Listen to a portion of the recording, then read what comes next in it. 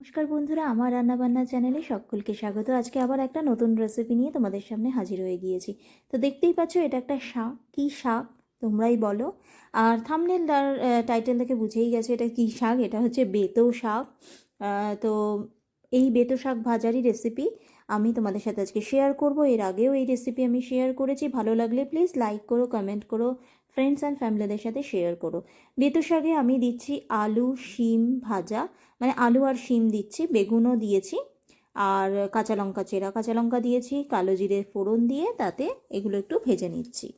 আর ভাজার একটু ভাজা ভাজা হয়ে গেলে তারপরে আমি শাকগুলোকে দিয়ে দিয়েছি। শাকগুলো ফার্স্টে আমি ধুয়ে তারপরে কেটেছি।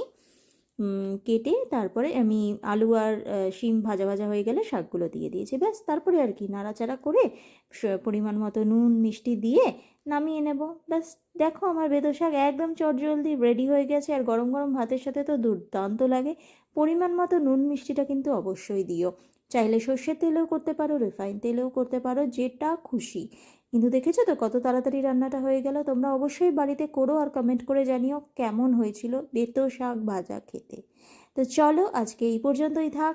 নেক্সট দিন আবার নতুন কোনো রেসিপির সাথে তোমাদের সাথে দেখা হবে। প্লিজ সাবস্ক্রাইব করো আমার চ্যানেলটা, পাশে থেকো, সাথে থেকো, আর বেল নোটিফিকেশানটা অবশ্যই প্রেস করে দিও। টাটা।